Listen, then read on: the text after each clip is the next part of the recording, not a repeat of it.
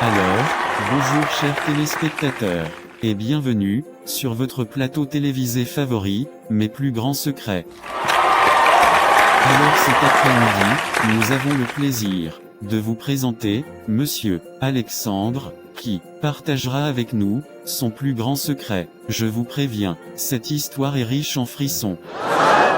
Alors, rebonjour Monsieur Alexandre, et bienvenue, sur notre plateau télévisé, Mes plus grands secrets. Merci Monsieur Thomas, le privilège pour moi est tout aussi grand, de pouvoir partager mon témoignage sur ce plateau, et cette grande chaîne télévisée, afin de bénir et sauver, plusieurs de mes frères, qui sont toujours liés, et emprisonnés, par les mensonges de l'ennemi.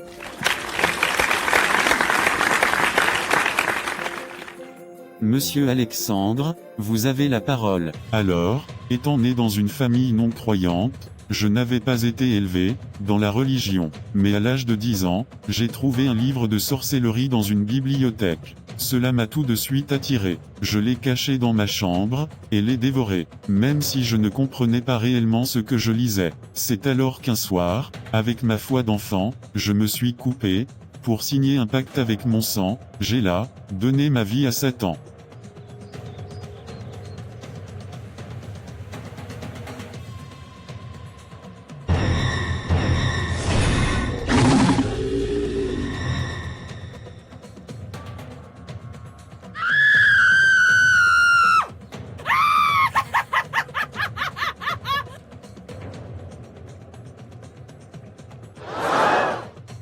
Les premières années étaient très agréables. J'avais un pouvoir de diriger les autres, je voyais le monde occulte, je parlais avec des démons. Je passais de longs moments à être enseigné par les esprits. Ils me disaient quoi faire pour arriver à mes fins, comment aborder des personnes afin de les influencer et de les séduire. Je connaissais par cœur les formules et les connaissances occultes. En tant qu'adolescent, j'étais comblé. Alexandre, je n'aime pas du tout les résultats que je vois. Tu deviens de jour en jour médiocre. Je vais le dire à tes parents. Non monsieur, s'il vous plaît pas ça. Je promets de faire des efforts pour m'améliorer. Ce professeur ne connaît rien. Il se croit intelligent. Est-ce ce qu'il sait qui tu es? Toi qui détiens une connaissance inouïe dans le spirituel. Si tu le désires, tu peux avoir 20 de moyenne dans toutes les matières, sans même lire tes leçons. Qu'est-ce qu'il croit? C'est vrai, tu as raison. Mais si j'ai ces notes, sans apprendre mes leçons, ça sera suspect, et en plus arrivé au terme de mes études, je n'aurai aucune maîtrise des choses. En plus, c'est comme si depuis que j'ai commencé la sorcellerie, j'ai comme le cerveau vide. Je suis tout le temps distrait, et je n'ai plus d'amis, tout le monde me fuit. Que veux-tu insinuer? Ne me provoque pas.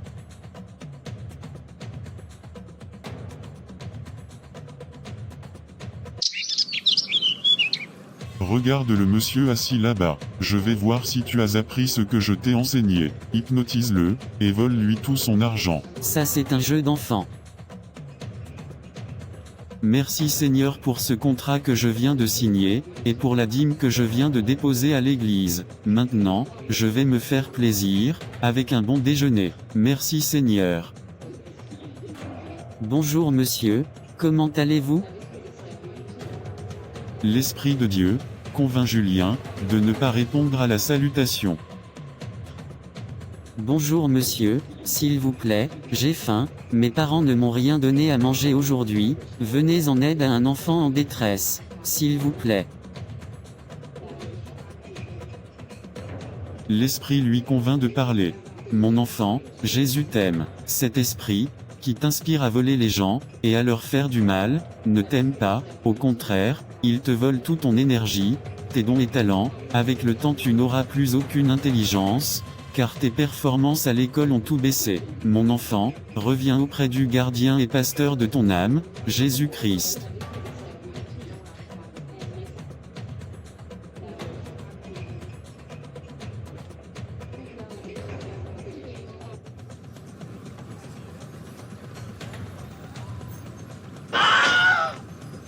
Petit incapable, cette petite mission, et tu as été encore incapable de l'accomplir. D'habitude tu m'aides, mais dès que l'homme a dit Jésus t'aime, ta présence a disparu, et tu m'as abandonné. Tais-toi rapidement, et allons ailleurs.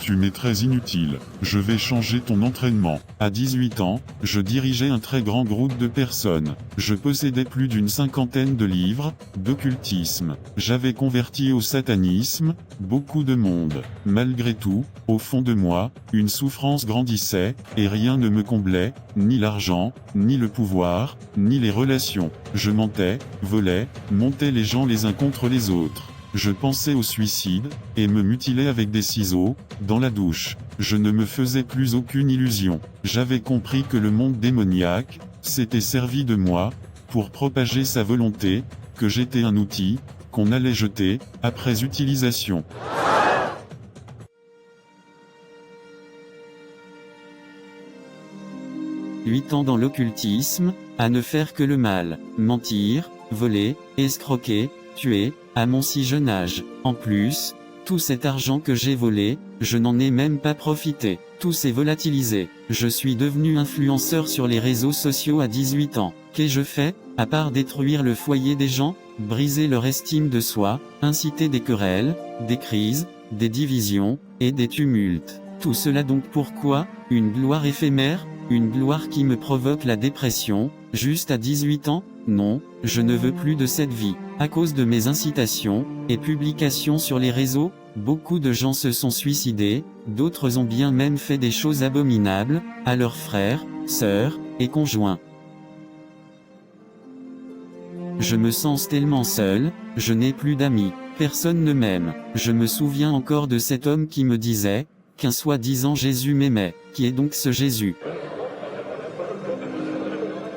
J'ai reçu un jour une proposition pour participer à une réunion chrétienne, ce qui pour moi était l'ennemi mortel. Mais j'ai senti un besoin d'y aller. Je connaissais le monde spirituel et le besoin était surnaturel. Toute la soirée, je me suis senti mal. J'avais une telle haine du nom de Dieu. Arrivé à la fin de cette réunion, je voulais voir le pasteur pour lui poser des questions. Pendant plus de 3 heures, nous avons parlé. Mon monde fut ébranlé, ayant entendu Dieu me parler à travers cet homme, ayant senti son appel et une promesse d'une vie meilleure. Passé d'un esprit diabolique à un Dieu d'amour, j'ai mis 2 mois à me convertir. Le jour où j'ai franchi le pas, j'ai senti une opposition terrible, dans mon être, et mes relations.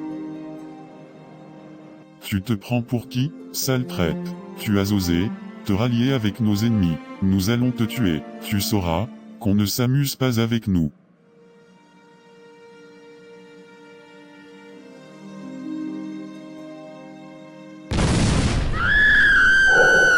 Ils te feront la guerre, mais ils ne te vaincront pas, car je suis avec toi pour te délivrer, dit l'Éternel.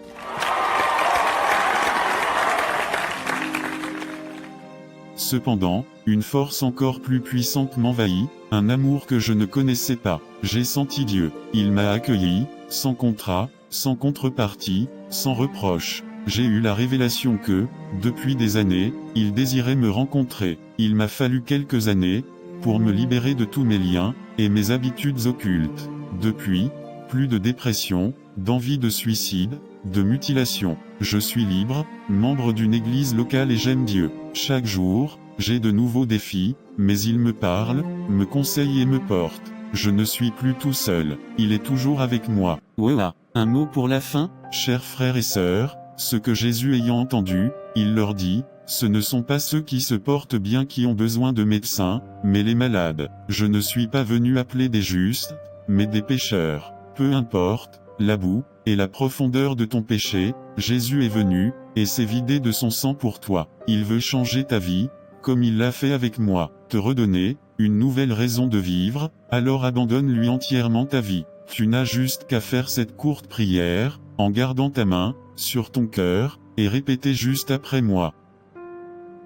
Il est écrit que, si quelqu'un est en Christ, il est une nouvelle créature. Les choses anciennes sont passées, voici, toutes choses sont devenues nouvelles alors que je m'approche de toi Jésus, je déclare que ma vie, à marcher dans les ténèbres, est passée, car maintenant, je t'appartiens. Je romps mon ancienne alliance, avec les ténèbres, et je noue, une nouvelle alliance, avec Dieu le Père, par le sang de Jésus. Au nom de Jésus-Christ j'ai ainsi prié. Amen. Chers téléspectateurs, Nous sommes à la fin de notre rubrique de ce soir. Nous remercions Monsieur Alexandre pour le partage de son témoignage, si édifiant. Le plaisir est partagé. Alors merci de nous avoir suivis, c'était mes plus grands secrets. On se capte à tout de suite.